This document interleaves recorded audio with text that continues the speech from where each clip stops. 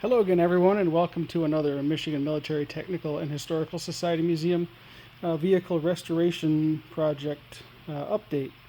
So I took a little break from the Model T and decided to do some work on the M880 again.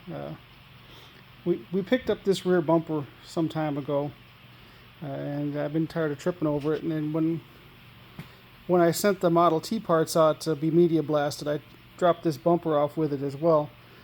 And so take a look at it. So I decided to kind of shift gears, and so I decided to shoot this video to kind of show, the thought process and what we're doing here. So this is the original bumper that was on the truck. I took it off this afternoon. I've already removed the step plate from the top of it, and it was completely rotted out.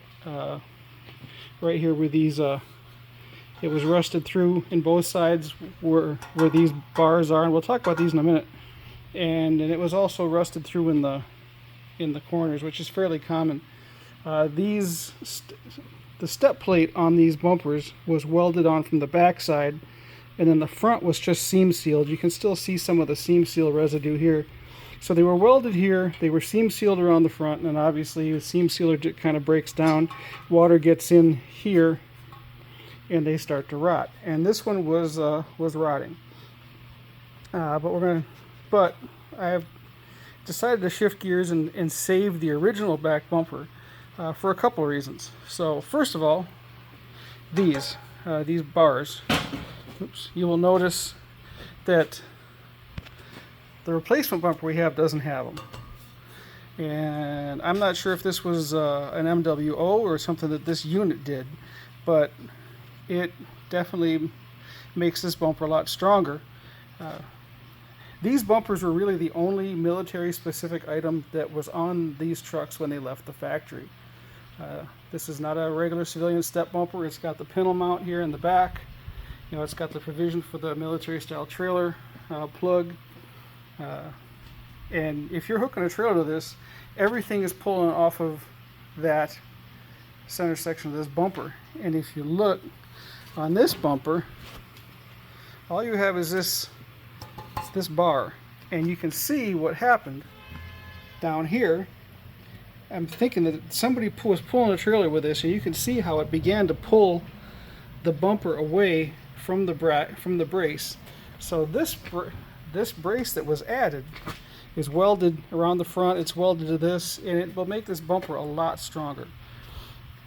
One of the other problems that I saw with this is this water got in where the pintle hook goes, and it must have froze because it's all bulged out.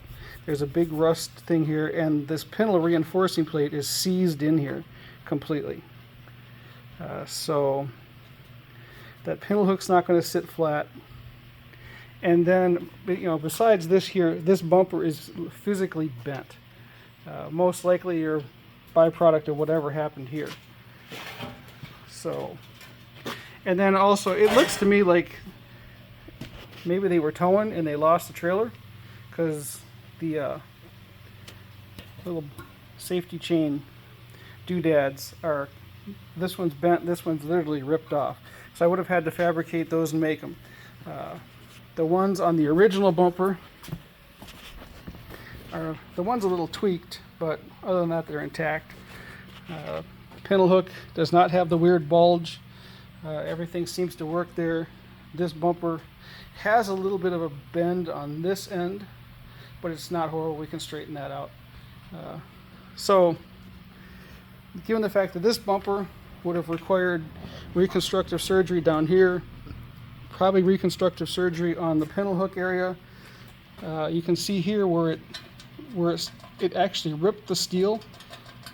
So I am thinking they were pulling a trailer and something happened, and it bent this trailer, or bent this bumper. It tore the safety chain bracket off.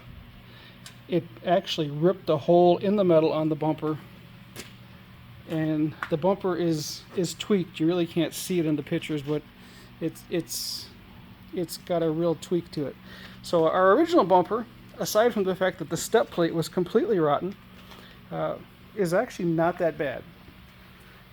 It's got a little bit of bend on this end, which, like I said, we just straighten that out. So what I decided to do is carefully removed the step plate from this bumper, cut all the, and since it was rotten and I wasn't saving it, it really didn't matter, so I just kind of cut it so that I could get to the welds on the back, and it was also welded to this reinforcing plate, so that made it kind of interesting. So I basically just cut it into sections, removed it, and I have now ground this all back, cleaned up all these where the welds were, and I'm going to take this bumper over to the media blaster and get it blasted as well.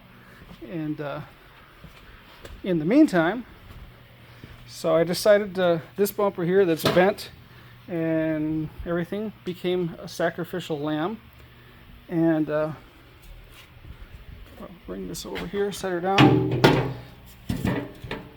So there's the step plate that came off of it, and you can see it's got a little, you can see where the water got under it, it started to rust here. And on the other bumper that was on the truck, it did the same thing, except this whole section was missing. It was rotted out all the way back.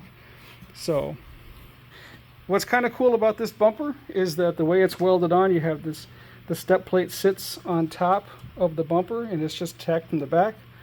So that gave a perfect cutting guide for Mr. Plasma Cutter. So we got Mr. Plasma Cutter out, used the step plate as a guide, and just went all the way around it and cut the step plate off. So what I will do now is try not to drop it on the floor or on my foot. Now that I have it off and I can get to it cleanly, we will surgically cut all of these welds from the back with a cutting wheel. And this is, they're welded solid on the corners here, which is made it kind of interesting. So I'll probably end up cutting it here and then probably just grinding that off. But now that it's off, I have good access.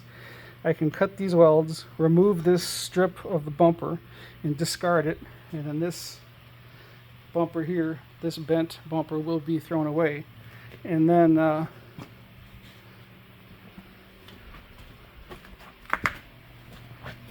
a lot of metal on the floor. It's a little crunchy in here. And then once this is all cleaned up, it will go on there, and we'll do the same thing. Clamp it down.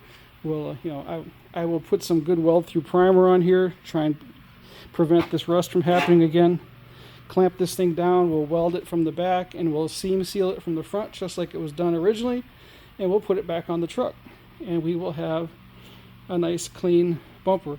I did save a piece of the step plate from the other bumper, so I'm contemplating maybe trying to cut up, maybe figure out a place where I can cut this, where I can tack weld it on there and not disturb the pattern. But once I clean it, I'm going to see what it looks like, and we'll figure it out from there. I might just live with that, because I think trying to weld a patch into this step plate is going to end up being a huge science project. So other than that, I thought this was kind of a cool chance to look at the thought process and how we do this. I could have just slapped this bumper on and called it a day, but there were just so many things. This did not have me. And if we ever do want to pull a trailer with the M880, I would much rather have the bumper with the reinforcements than the bumper with these scrawny little bars. So we'll do that.